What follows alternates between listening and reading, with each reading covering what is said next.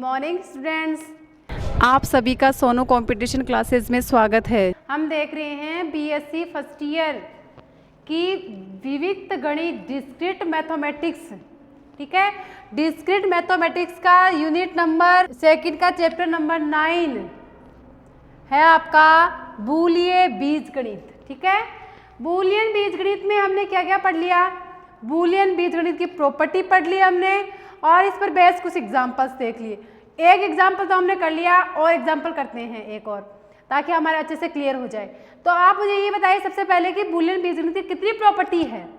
Boolean बीजगणित की 5 property है, जिसमें सबसे आपको 5 प्रॉपर्टी बिल्कुल क्रम वाइज याद रखनी है। सबसे पहली प्रॉपर्टी है आपकी कौन सी? क्रम विनिमयता, जिसको हम किससे प्रदर्शित करते हैं? B1 से। ठीक है, दूसरी है आपकी बंटनशीलता, ठीक है, उसको हम B2 से। तीसरी है आपकी योग तथा गुणा के लिए तत्समक अवयव, वो उसको हम प्रदर्शित करते हैं B3 से। और चौथी है आपकी पूरकता, जिसको हम प्रदर्शित करते हैं B4 से। और पांचवी है आपकी 0 इज नॉट इक्वल्स टू 1, ठीक है, उसको B5 से। ये 5 प्रॉपर्टी है। अगर आपसे किसी भी क्वेश्चन में आपसे पूछे कि सिद्ध कीजिए कि ये एक बूलियन बीजगणित है, तो उसके लिए आपको 5 प्रॉपर्टी लगानी पड़ेगी। ठीक है, इसके लिए हमने एक एग्जांपल तो देख लिया और दूसरा एग्जांपल देखते हैं। सेकंड एग्जांपल है आपका कि बूलियन बीजगणित, मैंने बताया था कि बूलियन बीजगणित की स्ट्रक्चर किस रूप में होती है आपकी? इस रूप में। ये है आपकी बूलियन बीजगणित की स्ट्रक्चर, यानी कि बूलियन बीजगणित में योग तथा गुणा के लिए और ये पूरकता का नियम। ठीक है, यानी कि ये तो योग का नियम, ये गुणा का नियम, ये पूरकता, और योग के लिए तत्समक अवयव 0 और डॉट के लिए तत्समक अवयव 1। यानी बूलियन स्ट्रक्चर में इतनी सारी चीज होती है। ठीक है, इन चीजों से मिलकर जो बना होता है उसे ही कहते हैं हम बूलियन बीजगणित, बूलियन बीजगणित की संरचना। ठीक है, में सबसे पहले आपको क्या करना है कि योग का तत्समक अवयव क्या होता है? 0, यानी योग का तत्समक अवयव अर्थात B का 0 अद्वितीय होता है। देखो मैंने क्या कहा था, किसी भी चीज को अगर आपको यूनिक प्रूफ करना है, जैसे आपका यहाँ 0 क्या है? अद्वितीय है, यानी कि आपको बताना है कि जो आइडेंटिटी एलिमेंट है जो 0 वो यूनिक है, यानी कि इसके अलावा और कोई एलिमेंट नहीं है योग के लिए जो तत्समक अवयवी हो। ठीक है, तो इसके लिए हम क्या करेंगे? 2 आइडेंटिटी एलिमेंट लेंगे। ठीक है, अगर वो दोनों आइडेंटिटी एलिमेंट्स एक दूसरे के बराबर हैं, तब हम कह देंगे कि अगर वो दोनों बराबर हो गए, इसका मतलब क्या हुआ?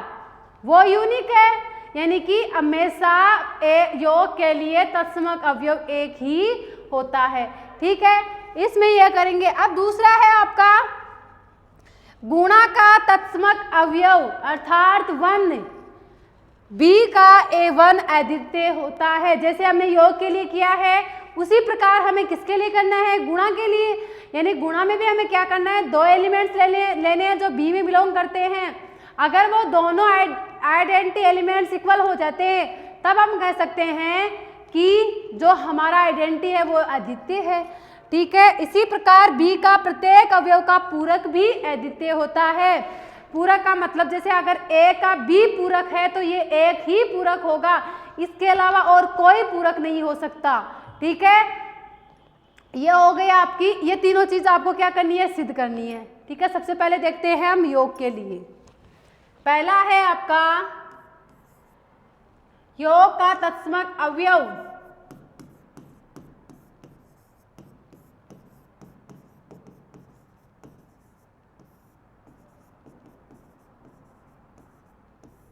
माना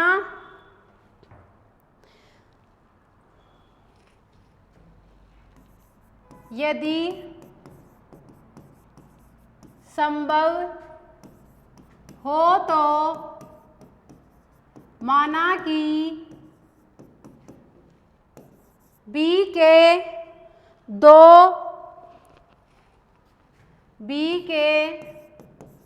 दो भिन्न तत्समक अवयवी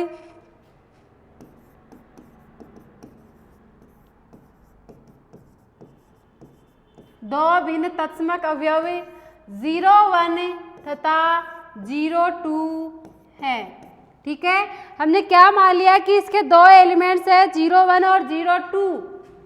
चूंकि अगर 0, 2 बिलोंग कर रहा है बी में, यानी कि हम एक एलिमेंट ले रहे हैं 0, 2 जो किस में बिलोंग कर रहा है, बी में, तो 0, 2 प्लस 0, 1 बराबर क्या आएगा, यहां लिख लेना, चूंकि 0, 1 बिलोंग्स टू बी। यहां 0, 1 क्या है आपका तत्समक अवयव।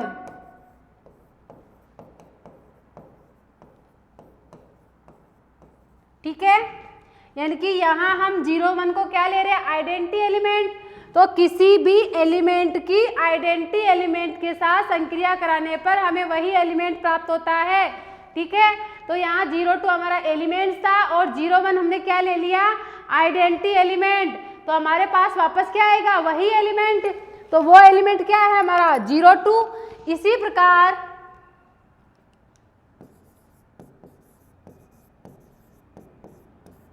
जीरो 1 बिलोंग्स टू बी, तो दिस इम्प्लाइज 0, 1 प्लस 0, 2 बराबर 0, 1।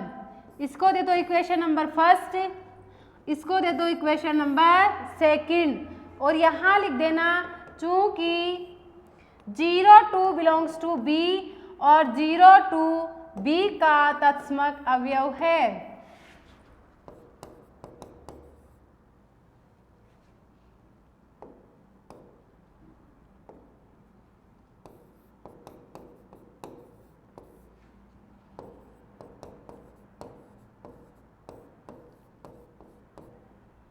ठीक है, तो आप अब क्या कर सकते हो, समीकरण 1 व 2 से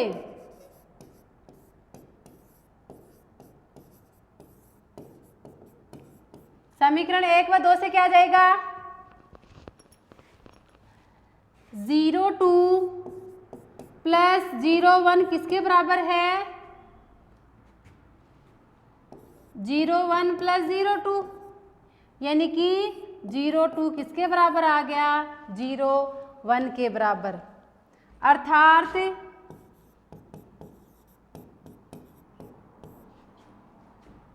अर्थात B का 0 अद्वितीय तत्समक अवयव है।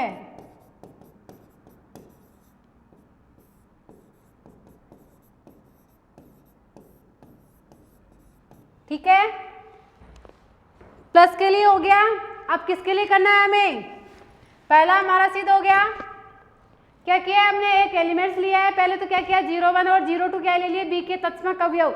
उसके बाद में हमने एक एलिमेंट्स ले लिया 0, 2 जो किसमें बिलोंग कर रहा है, हमारे बी में, और आइडेंटिटी ले लिया 0, 1। अगर किसी भी एलिमेंट की उसकी आइडेंटिटी के साथ संक्रिया करवाती हूँ तो वापस मुझे वही एलिमेंट्स प्राप्त होता है।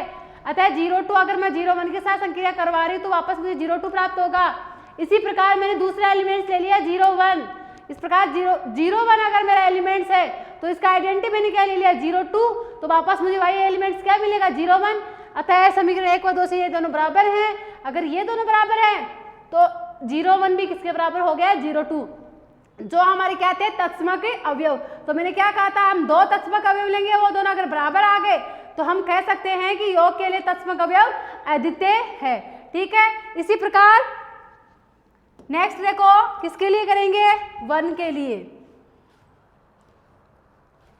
यदि दूसरा, यदि संभव हो तो माना कि, यदि संभव हो तो माना कि B के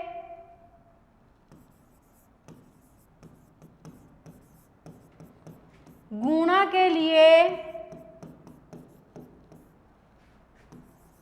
दो तत्समक अवयव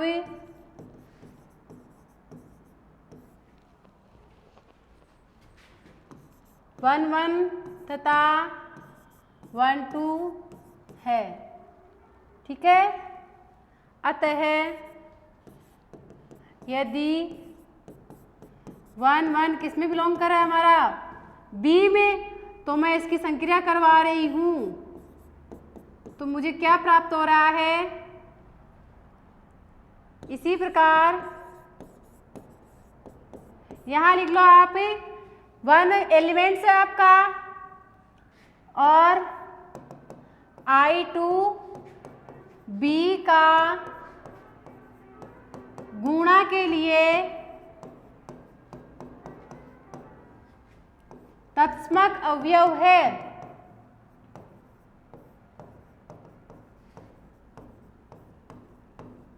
ठीक है, इसी प्रकार हम किसके लिए करेंगे, अगर हमने दूसरा एलिमेंट्स ले लिया क्या, 1 2, जो किस में बिलोंग कर रहा है हमारा, बी में, तो यहाँ हम आइडेंटिटी एलिमेंट्स क्या ले लेंगे, 1 1। वापस हमें क्या प्राप्त होगा, ये समीकरण 1 और ये समीकरण 2, और यहाँ लिख दो आप, चूंकि I1 बी का गुणा के लिए, बी का गुणा के लिए तत्समक अवयव है।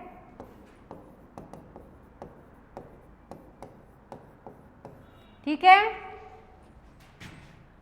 समीकरण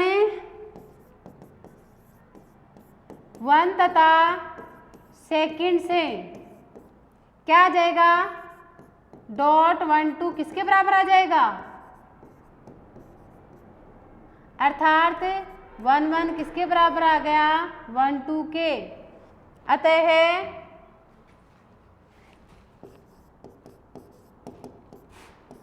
बी का 1 गुणा के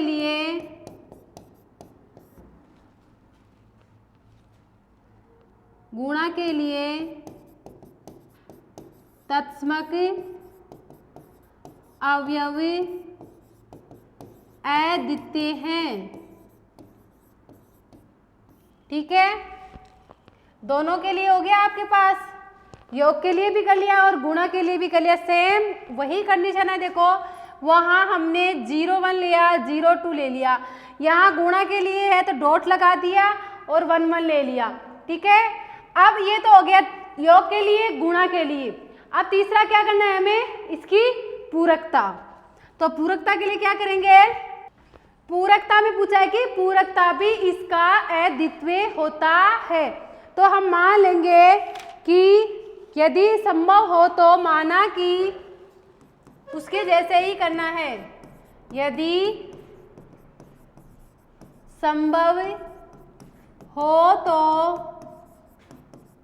माना कि बी तथा सी, यदि संभव हो तो माना कि बी तथा सी बिलोंग्स टू बी के अवयव ए के दो भिन्न पूरक हैं।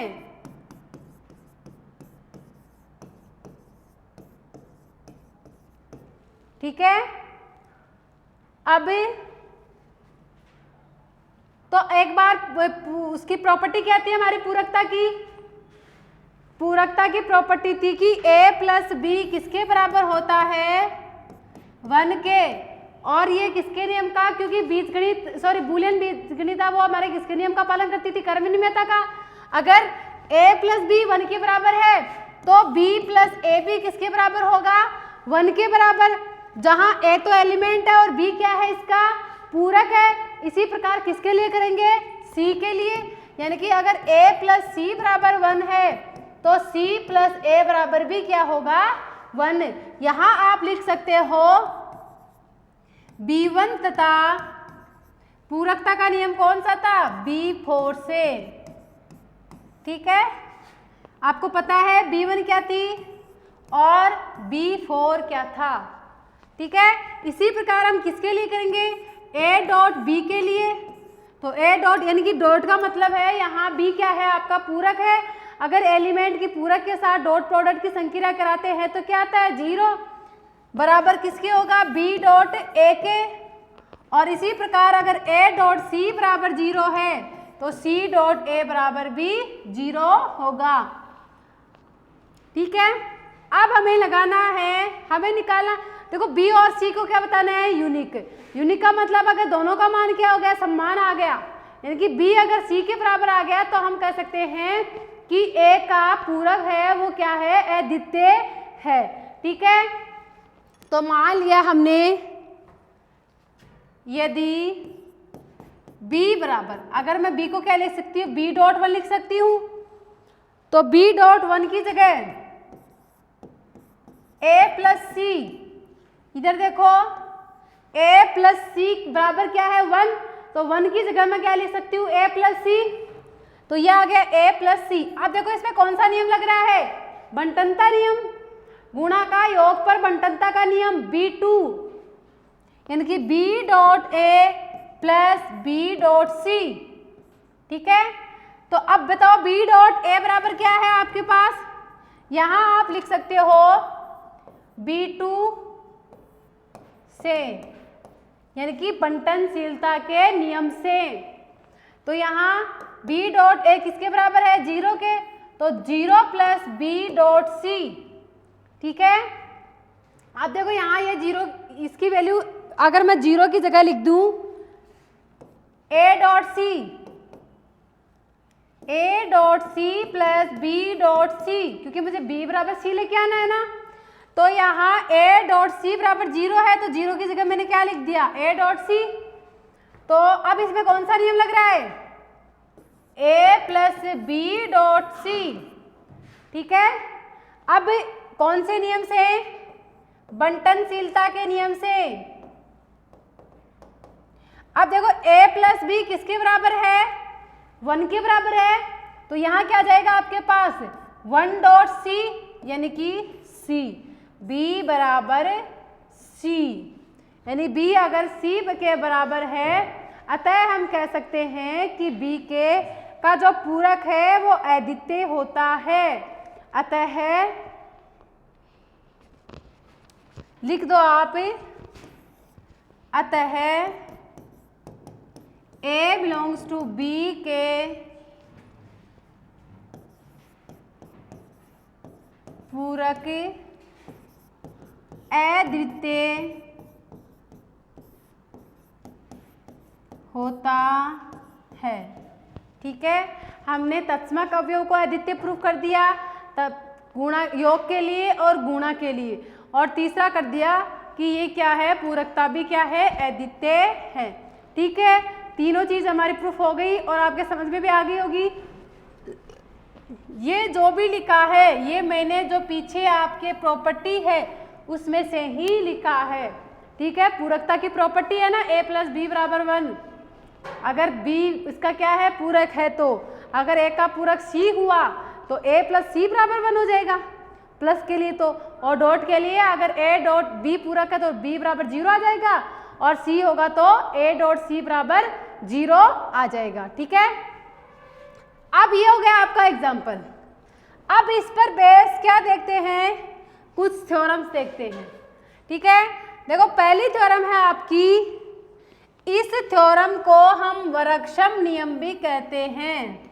ठीक है, आपसे ऐसे भी पूछ सकता है कि वर्गक्षम का नियम लिखिए और सिद्ध कीजिए, या फिर आपसे आपको ये चीज भी दे सकता है कि माना B प्लस डॉट पूरक 0 1 एक बूलियन बीजगणित है, तब सभी अवयवों A बिलोंग्स टू B के लिए आप सिद्ध कीजिए कि A प्लस ए बी किसके बराबर होता है, A के बराबर होता है, और A डॉट ए बी किसके बराबर होता है, A के बराबर होता है। आपसे कुछ भी पूछ सकता है कि कौन सा ये आपको ये भी ध्यान रखना पड़ेगा कि वर्ग, इन दोनों को ही कहते हैं हम वर्गक्षम नियम। जो आपका A प्लस ए है ना, बराबर ए है और ए डॉट ए बराबर ए है, इसी को कहते हैं हम वृक्षम नियम। ठीक है, तो इसको देखो हम कैसे सिद्ध करेंगे। सबसे पहले जो दी हुई चीज है वो लिखेंगे, माना बी प्लस डॉट पूरक और 0 1 एक बूलिये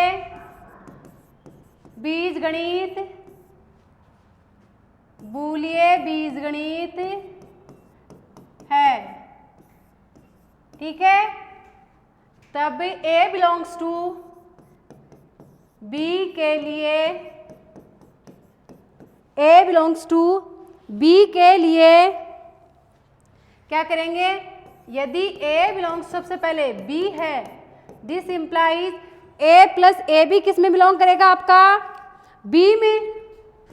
अगर A B में बिलोंग कर रहा है तो A प्लस ए बी किस में बिलोंग करेगा, B में। और A प्लस ए बराबर, मैं इसको ऐसे लिख सकती हूँ A plus A dot 1, dot में मैं लिख सकती हूँ ना, क्योंकि गुणा कर रही हूँ 1 से तो इस पर कुछ भी इफेक्ट नहीं होता, तो यह आ जाएगा A plus A 1 A plus A dash, किस नियम से, यहाँ लिख दो पूरकता के नियम से। क्या था पूरकता का नियम, A प्लस ए डैश किसके बराबर था, 1 के बराबर। अब देखो इसमें कौन सा नियम लग रहा है, बंटनशीलता का, यानी कि A plus A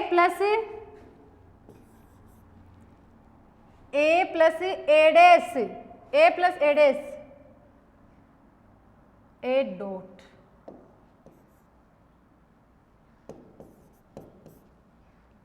A plus A dot A plus A dash, यहां लिख सकते हो आप बंटनता के नियम से।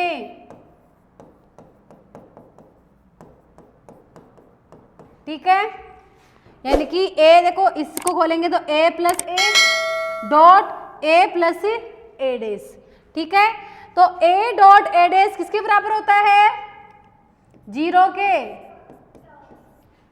किस नियम से, पूरकता के नियम से, पूरकता के नियम से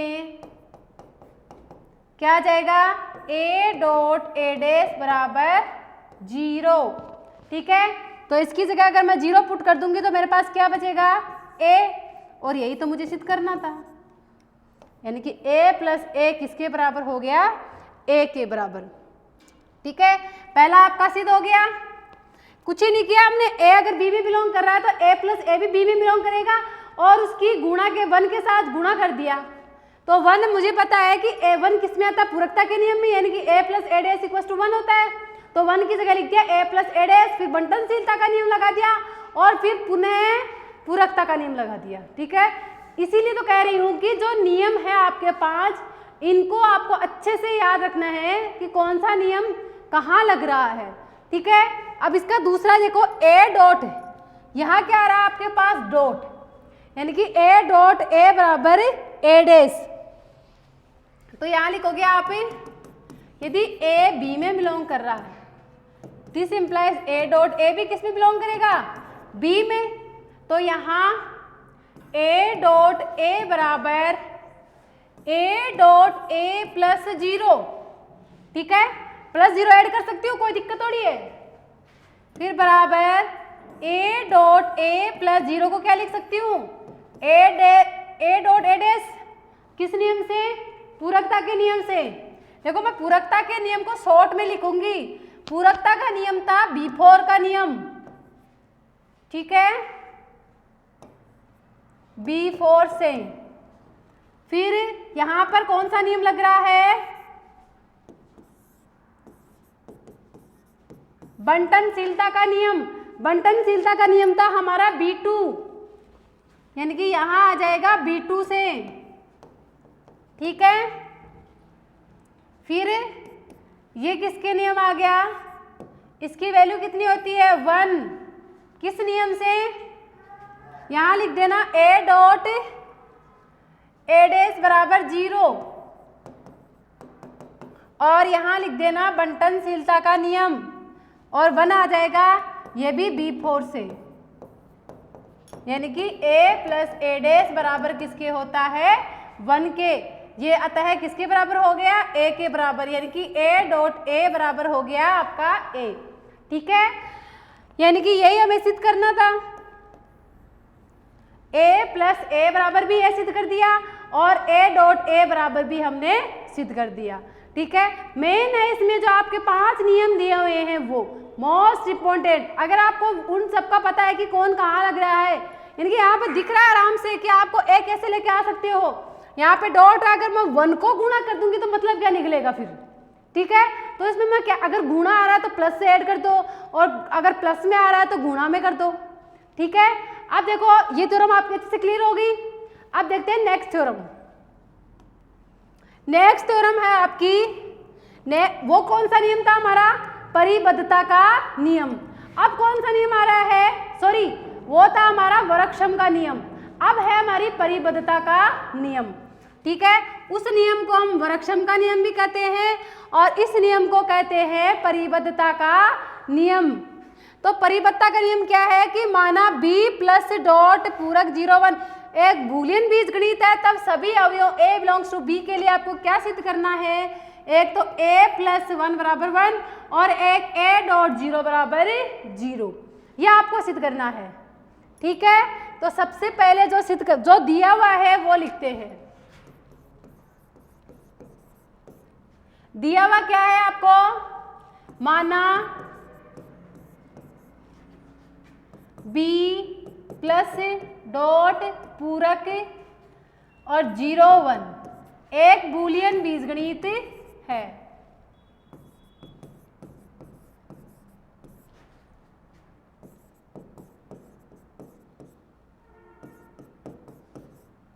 बूलियन बीजगणित है, तब a बिलोंग्स टू b के लिए।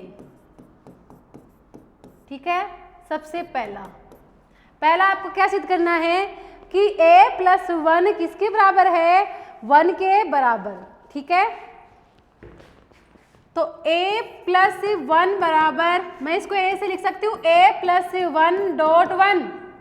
ठीक है, तो a प्लस 1 डॉट 1 क्या है, a प्लस a डैश।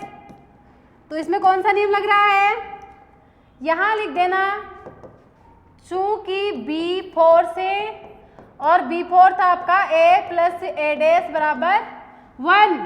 ठीक है, यहां लग रहा है आपका बंटनशीलता का नियम, बंटनशीलता का नियम लग रहा है ना, यानी कि 1 प्लस a डैश ये आएगा, सॉरी यहां डॉट आएगा, यहां प्लस आएगा, a plus 1 dot a dash. ठीक है, अब देखो a plus 1 dot a dash क्या होगा, 1 डॉट a डैश बराबर a डैश, और ये भी किसके बराबर होगा, सॉरी 1 के बराबर। किस नियम से, पूरकता के नियम से। तो यहां आप लिख दोगे चूंकि वही B4 और से और a प्लस a डैश बराबर 1। ठीक है, यानी कि a प्लस 1 किसके बराबर आ गया, आपका 1 के बराबर। ठीक है, अब आपको दूसरा क्या करना है कि a डॉट 0 बराबर 0, यानी कि a डॉट 0 बराबर 0, यानी कि a की डॉट के साथ संक्रिया, किस 0 के साथ डॉट संक्रिया करते हैं तो हमें क्या प्राप्त होता है, 0 प्राप्त होता है। तो ये देखो आप, दूसरा है आपका a डॉट 0 बराबर, इसको क्या लिख सकती हूं मैं, a डॉट 0 को a डॉट 0 प्लस 0 कर सकती हूँ। तो a डॉट 0 प्लस 0 क्या आता है, a डॉट a डैश, पूरकता के नियम से, यानी कि B4 से a डॉट a डैश बराबर 0। ठीक है, तो यहाँ क्या आ जाएगा, ए डॉट 0 प्लस ए डैश, ठीक है, किस नियम से? बंटनता के नियम से, B2 से, ठीक है। This implies A dot 0 plus A dash क्या आएगा? ए डैश, और ए डॉट ए डैश किसके बराबर होता है? 0 के बराबर। ये रहा आपका ए डॉट ए डैश बराबर 0, ठीक है, यानी कि ए डॉट 0 भी किसके बराबर हो गया? 0 के। यही हमें सिद्ध करना था। आपको मैंने एक एग्जाम्पल करवा दिया, 2 थ्योरम करवा दी, ठीक है, बहुत ही इजी थ्योरम है। इस पर बस इसमें मेन आपके वो 5 प्रॉपर्टी याद रखनी है, और आप जैसे जैसे थ्योरम करते जा रहे हो ना, तो उस थ्योरम के साथ आपको नाम भी याद होना चाहिए कि मैंने जो वर्कसम वाली थ्योरम की थी वो उसमें क्या था, और परिबद्धता वाली थ्योरम में क्या है, ठीक है, ये याद रखना बहुत जरूरी है, ठीक है। अब इसके जो आगे और थ्योरम है वो हम देखेंगे आपके नेक्स्ट वीडियो में, ठीक है। धन्यवाद।